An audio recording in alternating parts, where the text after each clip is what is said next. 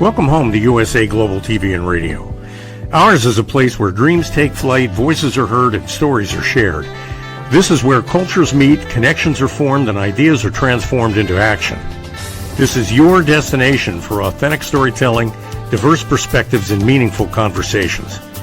We're where global stories unite and bridges are built beyond all borders.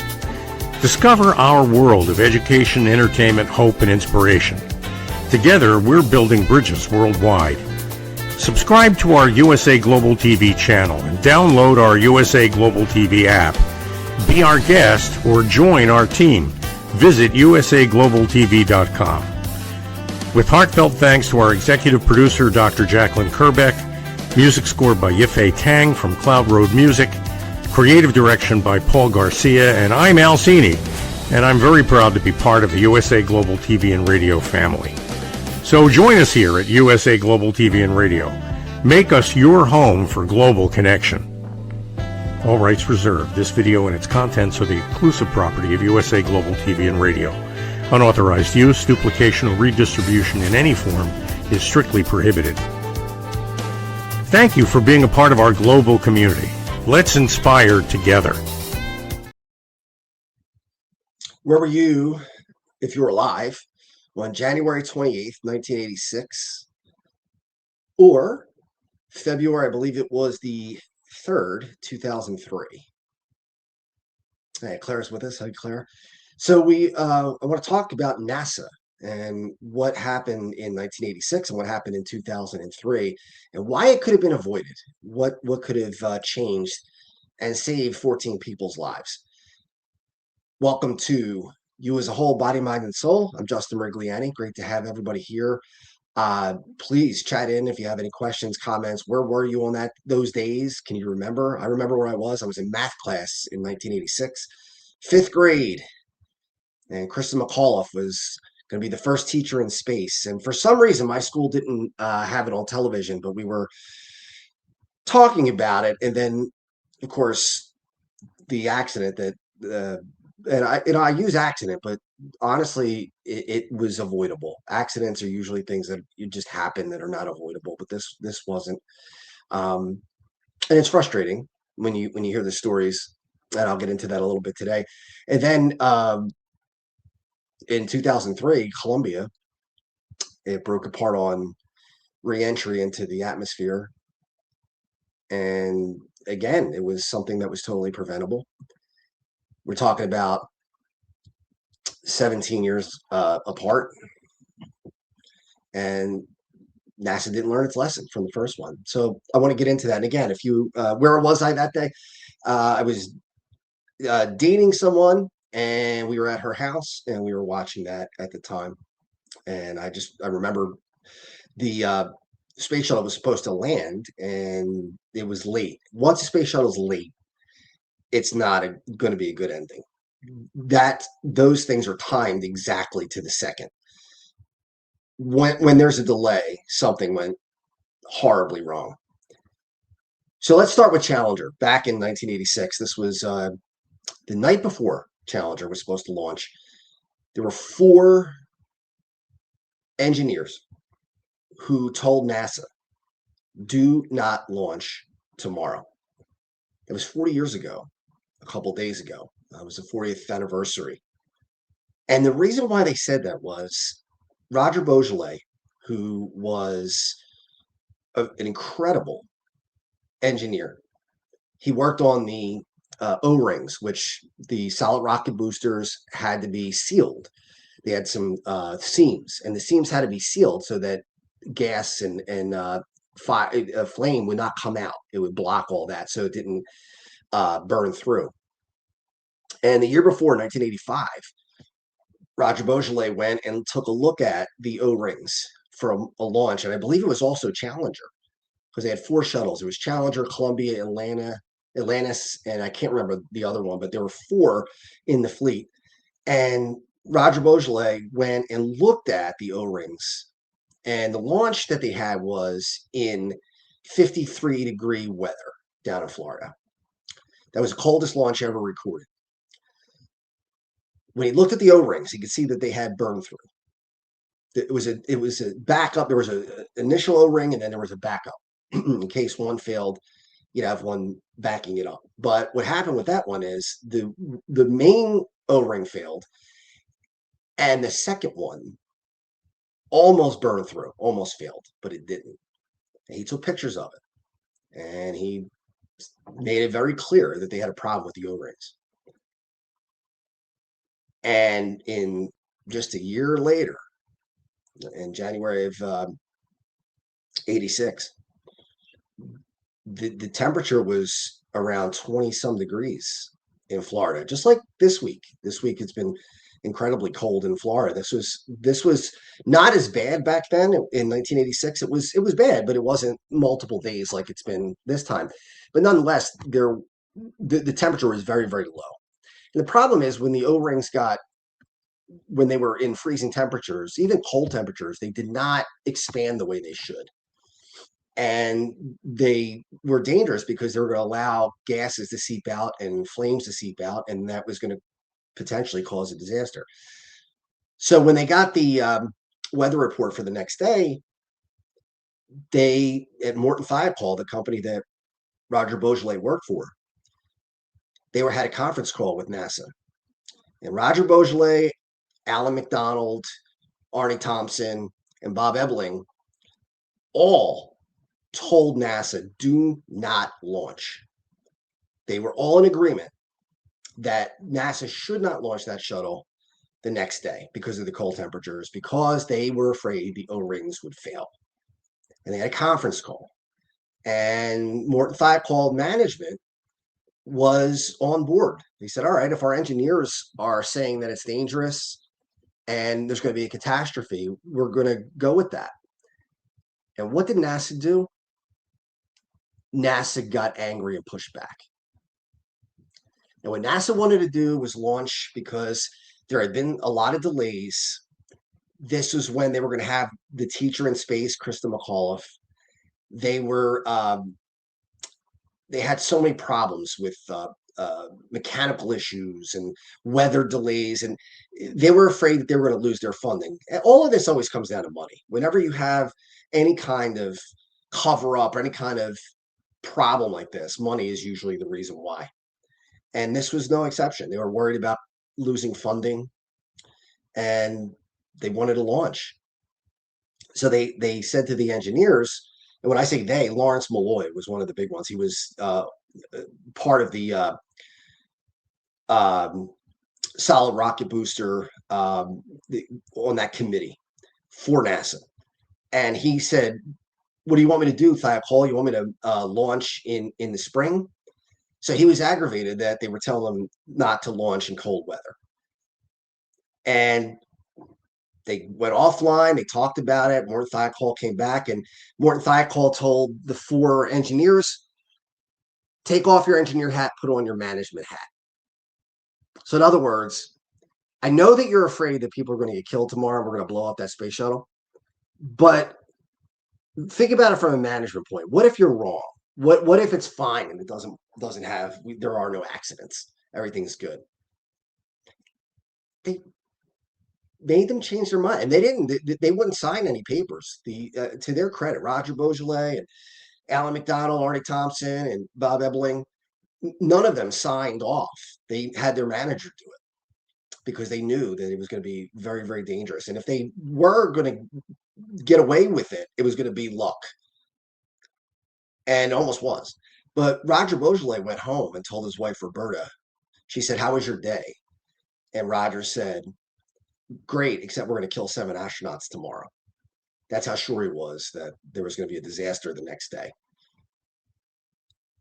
But NASA refused to listen to the experts. And Morton Thiokol made a decision because they were afraid if NASA got upset with them, they would lose the contract with them, and then some other company would step in and they would make the solid rocket boosters. And it just came down to dollars and cents. And of course, we know what happened.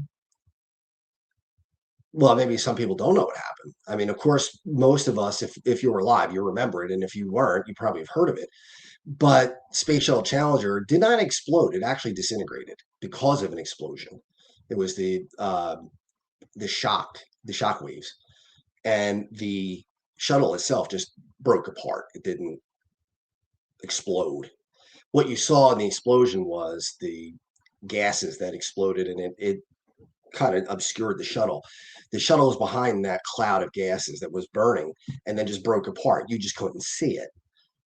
In fact, a lot of speculation, and it's probably pretty good speculation, is that they did not die from that initial blast. The crew cabin was still intact when it was dislodged from the rest of the shuttle, and then it just fell to the ground. So the astronauts either A, were alive for a little while on the way down, or B, they were alive but unconscious, or C, they were alive and conscious.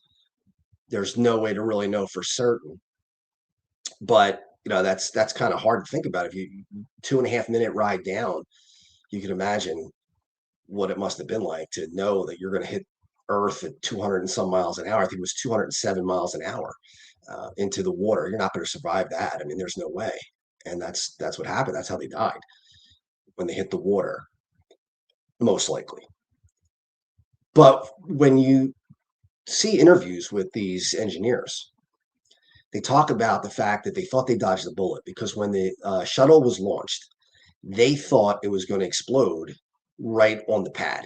They thought that the O-rings were going to fail and the explosion was going to happen on the ground. It sort of didn't happen. And I know that sounds like a hedge, but it's the truth. The O-rings did fail on launch. You could actually see it when they isolate that area of the solid rocket boosters. One of them in the seams, one of the double O-rings failed. So both O-rings failed immediately. But they got lucky because they call it sludge, trapped that gas and held it so it didn't go through and burn the external tank. So it did not explode on launch, but it did take off slower than normal. They noticed that the takeoff was slower, but they thought they dodged a bullet. I remember hearing interviews with them and them saying that they said a prayer and said, "Thank God that this we averted tragedy." And they were already thinking about how they were going to talk to NASA later about what to do in future shuttle launches. And then, of course, the sludge gave way, and like a welder's torch, flames were shooting out of that solid rocket booster, and it burned right into the external tank. And once it burned a hole in the external tank, that's when the explosion happened and the vehicle broke up. And every one of these guys, all these engineers, had pretty much the same reaction. They went into their offices and they cried because they knew that they were right and they could not do anything to save those 7 people. And somebody just said, Smarty Jones, 86. That was 1986. We watched that live in high school. Okay, yeah. A lot of people did. A lot of people who were younger, especially high school kids, were watching that. It was awful. Did they recover the bodies? Yes, they did recover the bodies. Unfortunately, they were not intact. The bodies were dismembered from the hitting the ocean so hard. So they were recovered. Most of them were fully recovered. Some of them were not. But yeah, these engineers were just devastated, and they couldn't believe that NASA wouldn't listen. And that's why I created a title, How Hubris and Disregard Led to the Two Tragedies. Because I'll tell you about Columbia after this. NASA didn't listen to the experts. These guys were the experts. They were the engineers who created the solid rocket boosters. They were the ones who knew what the O-rings were and why they were there and how they worked. And NASA didn't want to hear it. NASA wanted to launch the shuttle because it would look bad. The optics wouldn't be good. We have to delay again. We're going to lose our funding.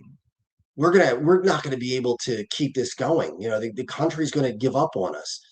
The government is not going to want to keep pumping money into it if we don't get things done. For what? Now, even if you didn't care about the 7 astronauts, even if you were NASA and you're like, well, we have a bunch of astronauts, which obviously is horrible thinking, but if they were thinking that way, why would they risk a $1.2 billion? That's 1986 dollars, $1.2 billion space shuttle. For what? You can't wait a couple days? You think Florida is going to stay 30 degrees for weeks? It's going to be another week, another couple days. It's going to warm up. Why not just wait? They had a rush, and it led to, most importantly, 7 people dying. And then secondly, the loss of that humongously expensive machine. And that was a quarter of their fleet. 4 shuttles, now you're down to 3. That's a pretty big hit. But it was just the arrogance, hubris, not wanting to listen, which led to this, which it was completely avoidable. It was completely avoidable, but they did not take into consideration how dangerous it was when they were told by the people who knew better. And then afterwards, they try to cover it up. The Rogers Commission is what it was called, where I can't remember his first name, but his last name was Rogers. He had the commission to find out what happened in the accident. And it turns out that there was just a complete lack of regard for personal safety, for the chain of communication was terrible. So trying to get messages up through the channels through NASA was just awful. And they found that they were wrong. Now, Lawrence Malloy tried to play it off that, he didn't think it was going to be a problem. And, Morton Thiokol changed their mind. Morton Thiokol's management changed their mind. That's different than the engineers changing their mind. When they tell you, take off your engineer hat and put on your management hat, what they're saying is, make the customer happy no matter what. Even if it's going to cost 7 people their lives, we got to take a chance on that, because otherwise we could be out. And that's where it was. And for a lot of those guys, especially Roger Beaujolais, who I never got to meet Roger, but I know his brother Rick. Rick Beaujolais is a great guy. That's a great family. But Roger Beaujolais' life was really, really ruined after that. All of them were really treated horribly by Morton Thiokol. They were taken off of their projects, and they were given smaller jobs that they should never have been in. That were jobs that they were way, way more qualified to do other things. They gave them some minor jobs, and really what they wanted to do was quit. That's ultimately was the goal, is to get them out. And they went through a lot, Roger especially. I don't know the other guys, but through Rick, I know Roger went through a tremendous amount. He went through a nervous breakdown, severe depression. His wife Roberta, same thing. She went through it as well. His kids, Darlene and Norma, had to go through that too. And it was tough. And then if you hear interviews with the astronauts' families, they had to deal with the fact that NASA did not put the welfare of their family members above prestige, above money. So this is again where, why don't we listen to the experts? Why don't we take a step back? If many people who are experts are telling you something, maybe it's time to listen. Now, NASA said they learned their lesson in 1986. They didn't launch another shuttle until 1988, I believe. So they were down for a little over 2 years, and they finally launched a shuttle. And they kept launching shuttles. And pretty soon they were getting to the point where the shuttle was no longer cost effective. They were going to create newer rockets with more technology, better technology. because the shuttles were actually built in the late 70s. So the technology was changing. In 2003, one of the last flights of the shuttles was Space Shuttle Columbia. And Columbia was probably, I think at the time, the most used. It was the workhorse of the fleet. Challenger had been before this. Columbia became the workhorse of the fleet. One thing that they were concerned about was the foam insulation that protected against the wings being hit by anything. There was foam around the wings, and when the space shuttle took off, they were noticing that the foam would break off, and many times it just missed the shuttle itself. And because it missed the shuttle itself, it became normalized that was a risk worth taking. They normalized the risk. They said, well, you know what? We've had this happen before.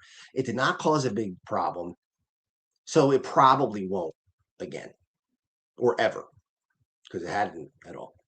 Well, in 2003, when Columbia took off in February of 2003, or maybe late January, the foam came off and it hit the wing. And little did they know at the time, but it put a big hole in the wing. Now, the shuttle launched and made it up into space through the atmosphere up into space, and really the orbiting around space was fine. The shuttle wasn't having any problems that they noticed.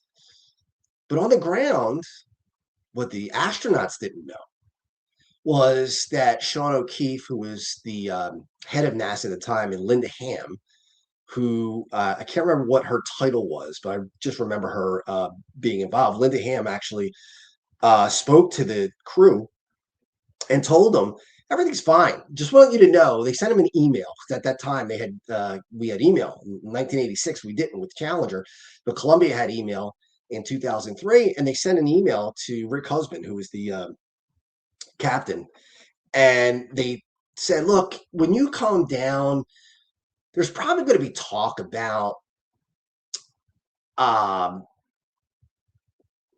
we got a message here.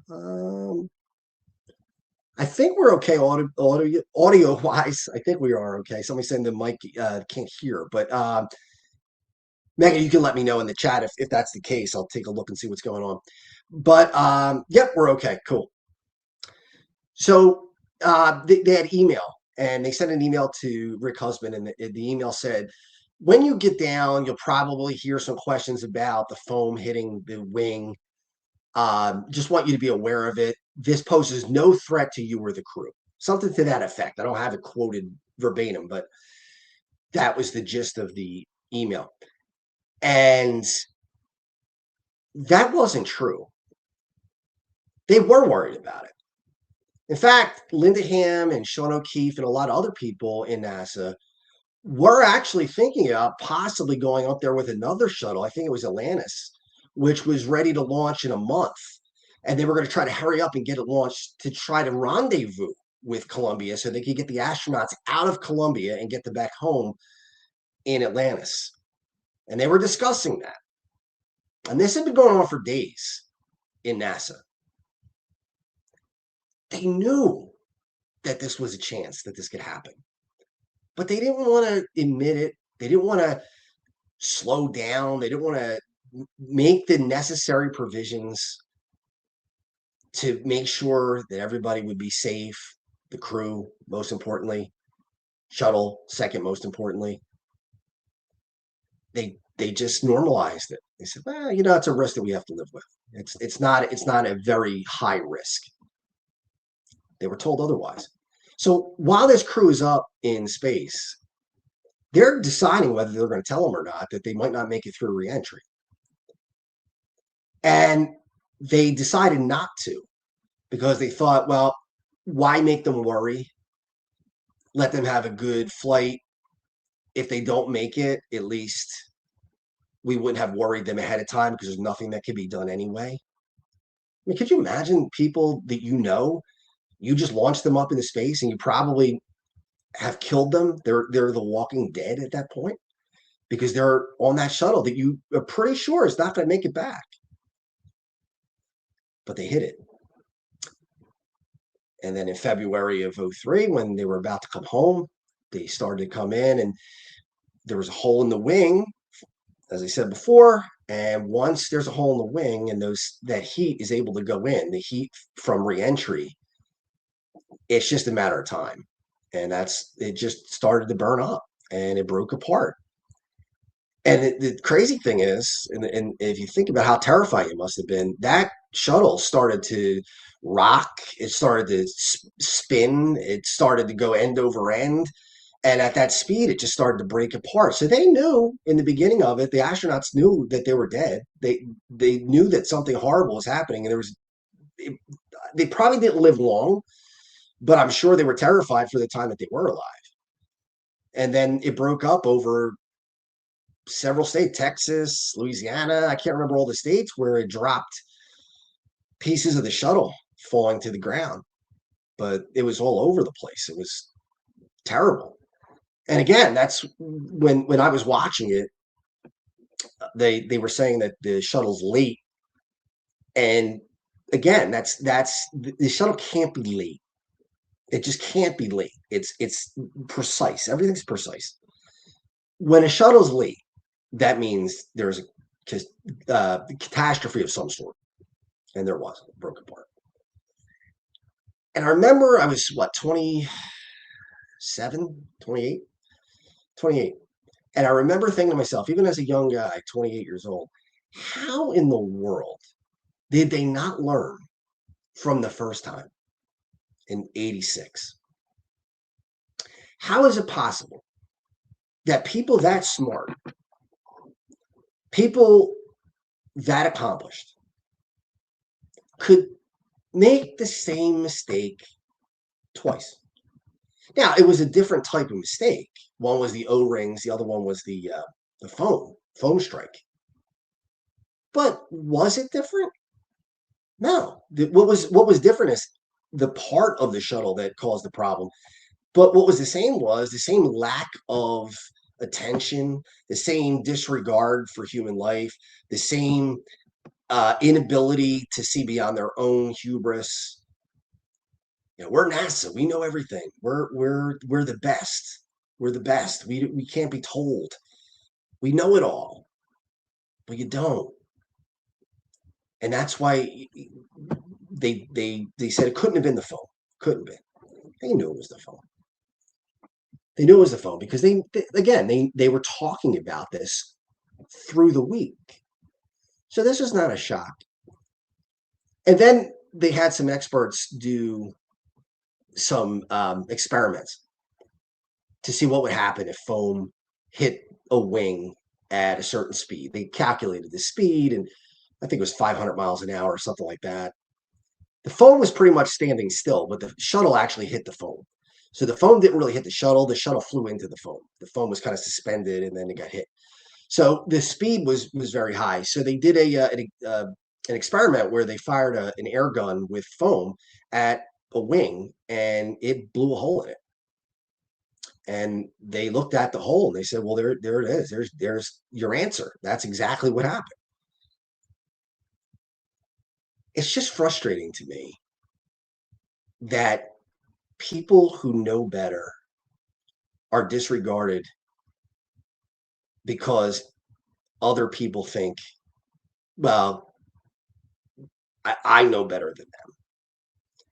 One of the things I always say to people is trust the experts. That's why they're the experts. When I have an illness, when I had ulcerative colitis and had to have surgery, I didn't want to hear it that I needed surgery. Nobody wants to hear that. Nobody says, wow, this is going to be awesome. But I knew better than to say to a doctor, no, I'm sorry, I think you're wrong. Why? Because I'm not an expert. The doctor was the expert. And the doctor said you need surgery or you stand the chance of dying, having colon cancer. So I had the surgery. And that's NASA just didn't get the memo on that. That when experts tell you something, sometimes you have to swallow your pride, and maybe it's not what you want to hear, but you got to listen anyway. And they did it twice because they were warned about the phone strikes. They were told not to launch until that was taken care of, until they figured out a way to make it safer so that that phone would not come off and hit the wing, or any other part of the shuttle for that matter. But again, they overlooked it because it was not for business, wasn't better for them. Roger Boisjoly went on to teach ethics in business after the tragedy with Challenger. He went to schools. He taught at colleges, I think in Utah. He was originally from Massachusetts. I think it was Massachusetts. I know it was New England area. But he went, when he moved out to Utah, where Mort Fiacol is, he then became a professor out there. And he taught how you have to be ethical, how you have to think of human life before profit, how you have to listen to people who know what they're talking about, not try to shut down the whistleblowers. Being punished for speaking out is dangerous, because if you don't have people speak out, you will have more and more accidents like you saw with Challenger and Columbia. It's inevitable, because there's nobody there that's going to stand up and say, hey, this isn't right. Because if they have to fear going through what Roger did and what Alan did and what Bob did and Arnie, a lot of people are not going to have the guts to do it. Those four guys did. And Roger was the main guy in that. And look at what it cost him. He was a whistleblower. It cost him his job. It cost him his mental health. It cost him money. The amount of money he should have been able to make, the earning potential that he had was astronomical, and he couldn't make that. It hurt his family. I've talked to his brother, Rick, about maybe doing a documentary on Roger and what it was like for him and what his thoughts were about NASA. And I respect Rick's wishes. He said, I don't think we should do it because it brings up a lot of pain in his family. And he said it would be better off if we did not do it. And I haven't pushed it because I know that I'd rather not do it and respect the family's wishes. On the other hand, I think somebody like that needs to be celebrated. I think every year when I post on Facebook about Challenger, it's always about Roger Boisjoly. We all know the tragedy. If you were alive, or if you have family who was alive, maybe people under a certain age won't remember. That was 40 years ago, so it's a long time ago. But the story of Roger Boisjoly is one that is kind of buried. Even 60 Minutes did a report about Challenger, and they interviewed Roger, but they interviewed him.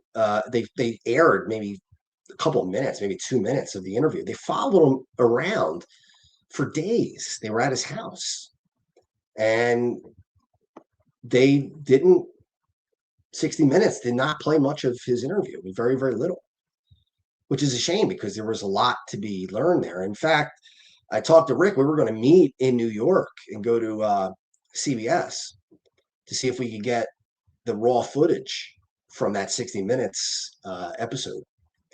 And then Rick decided that wasn't a great idea. And again, I respected the family's wishes. I wasn't going to push that. I wish we had it. I wish we were able to share it so people would see. I am a spiritual person. And I wrote this past January 28th that I really think, as upset as Roger was, and as much as he suffered because he tried to do the right thing. I really believe that when Roger passed away and he went up to heaven, I believe there were seven people standing there in their astronaut uniforms, their astronaut suits, just clapping to welcome him into heaven. And I think that's where he found his peace. I hope anyway. That's what I hope. And I really believe that. I think that those astronauts know what he did and what he tried to do to save their lives. And it didn't go unrecognized. NASA didn't recognize it, but the people who should have been saved recognized it. I believe. Now, that could just be wishful thinking on my part, but that's what I believe. I just hope that people learn to do the right thing, even when it's not the easiest thing to do. And I've had that in my life too. My father has done several things, and my mother. They've done several things where it wasn't the easiest thing to do to just go along with the rest of the group and kind of pretend like everything's okay, but actually stand up and say, nah, you know what, this isn't right. I'm not going to allow this. Or at least I'm not going to be a part of it. And that's what these four guys did. And Roger was the leader of it. They said, no, this is not right. And then you have the people who are all totally the opposite. Lawrence Malloy, who, when do you want me to launch? It's in the spring? They're trying to be intimidating, trying to flex muscle so that other people will be afraid to stand up. Or Linda Ham with Columbia. Just tell them, yeah, you're fine. Don't worry about it. Everything's fine. And then meanwhile, they're having conversations on the ground about how we're going to get them down. Well, then you know they're not fine. It's just again frustrating to see that. I hope everybody learns from this. It's easy to do something when there are no repercussions. It's so hard to do it when there are repercussions. So I think it's Dr. Jacalyn. Recently, I was sharing with senior level executives that a tragedy occurred in a remote location of a publicly traded company. People died at work. I was called out by one of the executives who asked, "Do you think the CEO cares?" This is exactly what I'm talking about. Exactly what I'm talking about. No. Do I think the CEO cares? Maybe some do, but I think for the most part, no. I think they don't. I think stakeholders, same thing. Stakeholders, stockholders, if they're making money, then people are expendable in their eyes. I don't agree with that, but that's the way it is. If it's ever a choice between do the right thing or make the most money is going to win probably 95% of the time, if not more. That's not a scientific poll, but from experience, I can tell you that that's probably pretty close. Another one I could think of was there was a company who made hot tubs, and all they had to do to keep it safer was have a 5-cent screw that would keep people from, and this little guard that would keep people from, especially women and girls, getting their hair stuck in it and sucked under. They didn't want to do it because the 5-cent bolt or screw, whatever it wasn't worth doing. Well, you know what? It was worth doing because they got sued because somebody died from their hair being sucked in and then drowning from it. Why? You wound up paying more money in the long run anyway. Why wouldn't you just do it preemptively? Why would you wait? So Dr. Jacalyn says she was shocked. He told me I would not make it in corporate as a C-level exec. You know what? Then I wouldn't either. Because I'm not going to let people die because we want to make extra money. So no. And guess what? If that's what it takes to be a C-level exec, keep it. The one other thing, I know we're running out of time. Trying to think what lost my train of thought there. I bet you were shocked. Yeah, it is shocking when they say that. Oh, yeah. The bridges here in Philadelphia, my uncle worked on the bridges, and for a long time they did not have a divider between north and southbound traffic. So they would just go, and there were a bunch of head-on collisions. Now, the reason why they didn't put in a barrier between them after tons and tons of accidents was very simple.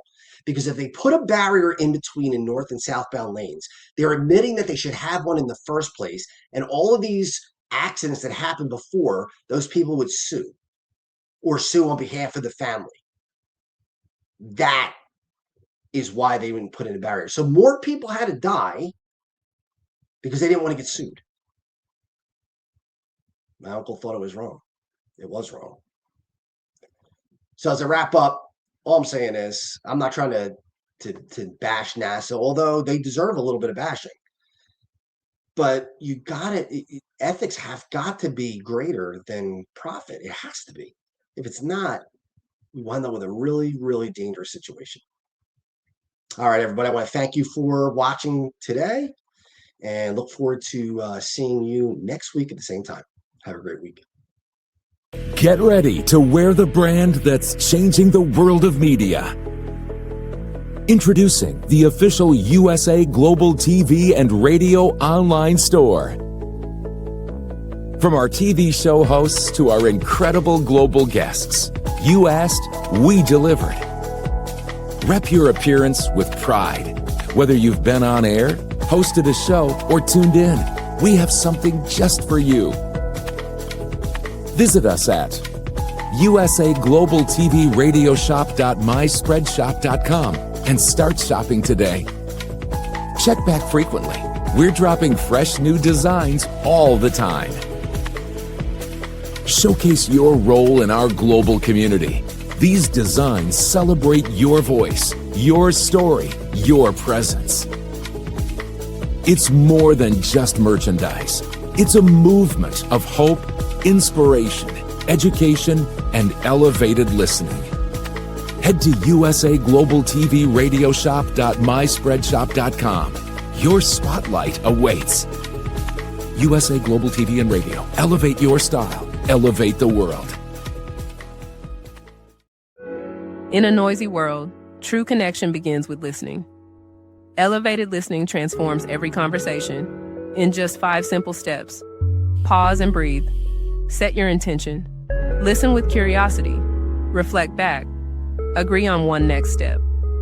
Join the Listening Mentor on Let's Finally Talk with Dr. Jacalyn Kerbeck, the Listening Mentor, where we help you find inner peace, one conversation at a time. Streaming every day. Let's Finally Talk TV show with Dr. Jacalyn Kerbeck, only here on USA Global TV and Radio. Subscribe to our YouTube channels to watch and engage with all our content.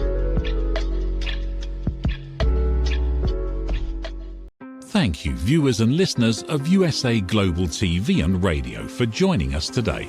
We're honoured to have your time and attention as part of our global community. At USA Global TV and Radio, we believe in the power of authentic conversations, meaningful connections, and creativity.